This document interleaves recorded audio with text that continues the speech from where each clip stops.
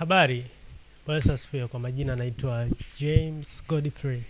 Niko hapa mbele yenu siku ya leo kuwapa habari njema. Guess what? Habari hiyo ni Flexible Church Loops. Kama nilivyoitambulisha hii program hapo awali, Flexible Church Loops ni nzuri kwa mwanamuziki ambaye anafanya kanisani, kwenye matamasha, kwenye mialiko na pia hata mazoezi yake binafsi. Kwa hiyo leo nitafanya demonstration namna gani unaweza kutumia hizi Flexible Church Loops kwenye hizi nyimbo za kila siku ambazo watu wanaziimba makanisani.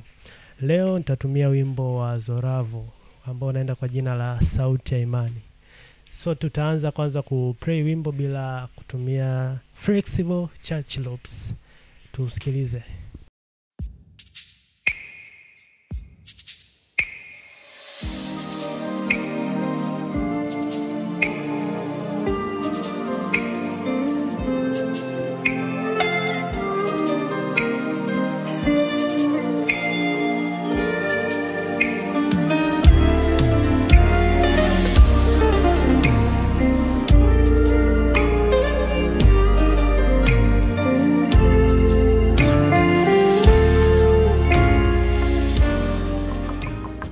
Sasa tutatumia Flexible Church Loops kwenye wimbo huu wa Zoravu.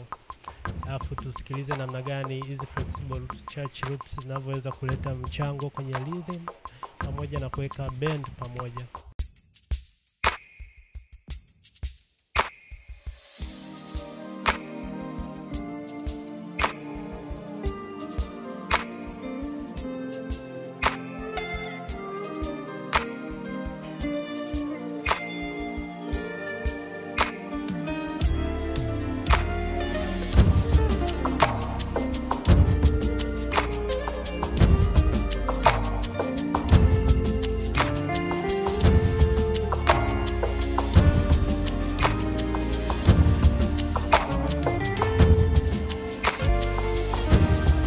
Umesikia namna ambavyo imeleta ladha ya tofauti.